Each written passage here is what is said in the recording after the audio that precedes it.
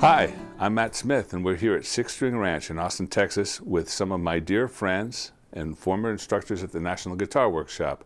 To my right, we have David Hamburger, and to his right, we have Brett Boyer, and to his right, we have Jenny Reynolds.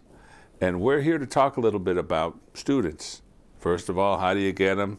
Second of all, how do you keep them coming back? Jenny, I know that you teach at UT here and you have a guitar class.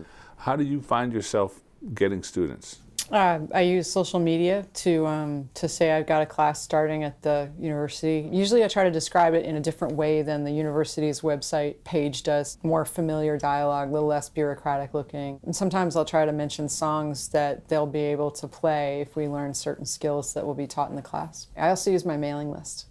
How about with private students? Do you find you get students from the classes mostly, or? I have had private students come from the classes. Most of the time my private students come from other private students. You know, it depends on if you're trying to get 10-year-olds or if you're trying to get 50-year-olds. But generally they all talk to each other about what they're doing.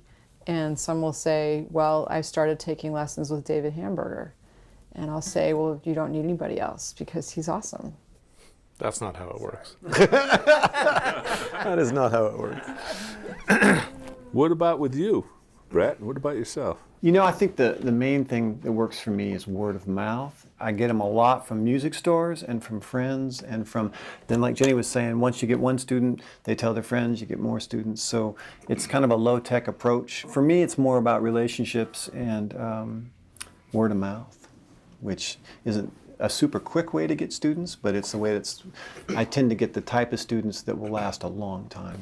Part of it is what kind of students do you want? What you were doing is not necessarily the fastest way to do it, but you know, if you have relationships with the kind of guitar stores you'd want to hang out in that sell the kind of stuff you're interested in playing, then people who are into that will come in. Absolutely. And when they're looking for a teacher, you'll be the right kind of person for that. I wanted to teach people who played a particular thing, which was slide guitar and dobro, and so I had hung out in the stores in New York that catered to roots music and it sold those instruments, and eventually, you know, ended up on their bulletin board where, like, if someone was looking for a dobro teacher or a slide guitar teacher, they tended to like go, well, you know, this guy's on the board, why don't you try him? I'm not teaching a lot of private students now, but when I get asked about the things that I do, like slide or fingerstyle, I'll send them to one of you guys usually, or especially like since for a while you were teaching a lot of kids. Yeah. And so I would send, if people ask me about teaching kids, I'd be like, well, I don't do that, but Jenny's awesome. That's another really good thing, is just to stay in touch with the people who do what you do. For me, it was always from doing videos, and again, from word of mouth from one teacher to another. When I first moved to New York, I went to 48th Street, and I just sat down and played everything I could ever think of. When I looked up, there was a circle of people around me saying, do you teach? And I'm like, yes, I do, here's my card. So to me, that's one way to do it. The other great way to do it is, I know all of you guys do videos. It's really about people getting to know you, I think, as a person. For example, I tend to have an older demographic who relate to me. That's what we cater to here at Six String Ranch a lot, is the returning professional, or hanging up flyers in the laundromat. It doesn't necessarily do that. Or sometimes it always amazes me, I'll see signs along the highway, guitar lessons, and I'm like, whoosh, what did that sign just say? Whoosh. Yeah. And then you're gone, you know. So cross referrals obviously are super. I know I've gotten students from you guys before too, and clients from you guys, and that's been great, and I really appreciate it, by the way. I think the video thing makes sense too. I mean, I've been doing a weekly or bi-weekly video for almost 2 years now. It's not like I'm going to make any money from them.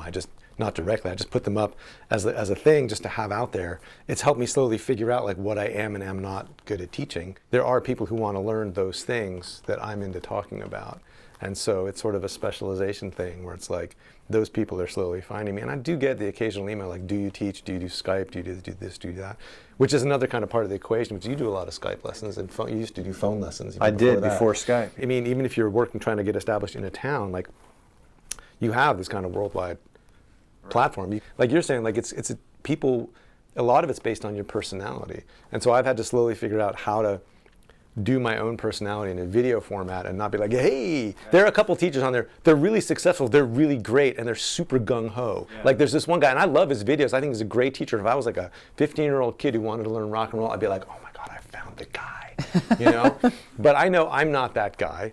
And so I've just had to sort of figure out like, well, this is how I present it. Like one thing that you said, Jenny, that I think was really important is the aspect of social media. Facebook is one way to do things, and obviously now Twitter is what you're talking about and getting followers on that. The one thing I've been exploring now is actually thinking about, why did I ever sign up for LinkedIn?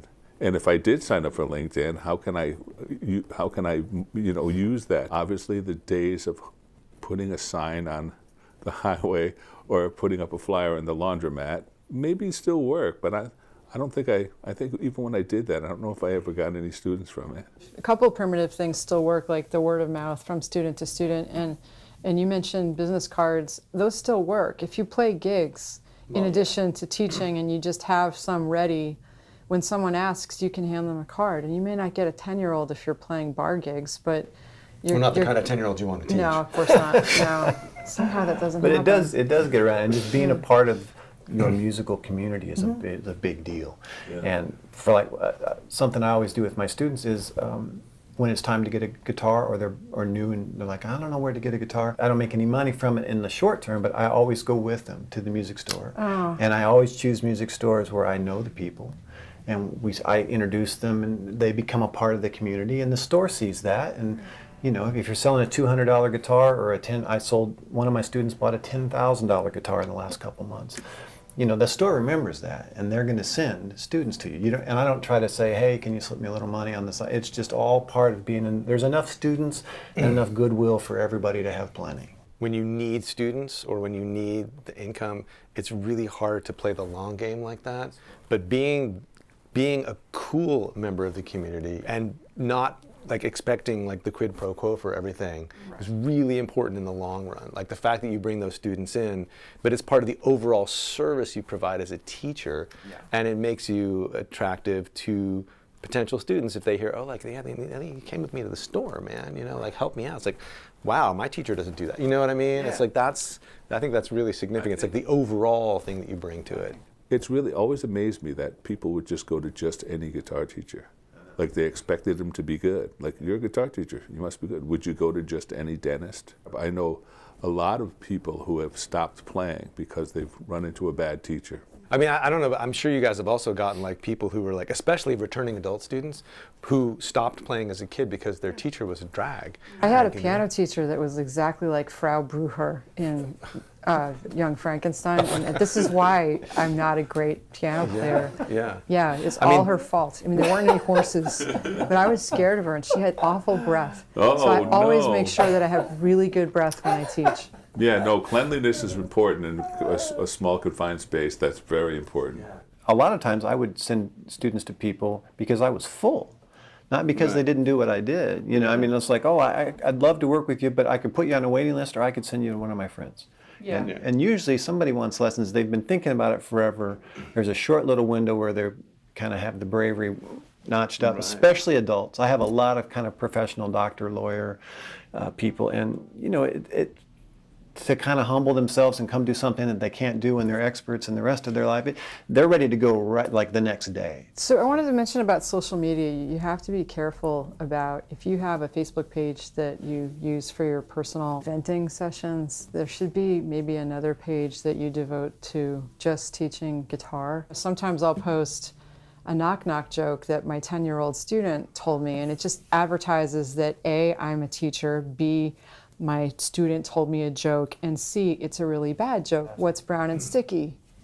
A stick. So it advertises that you teach without actually driving the point home in an annoying way, and it doesn't share a space with your political views. So I think it's really good, obviously, like you said, to stay neutral, have a good web presence, and so that people can discover you and find out what you've written, what you've done, the blogs that you have. When I first started teaching, I tried to get advice from other teachers, and I asked, how should I comp something for a student that refers me to another student?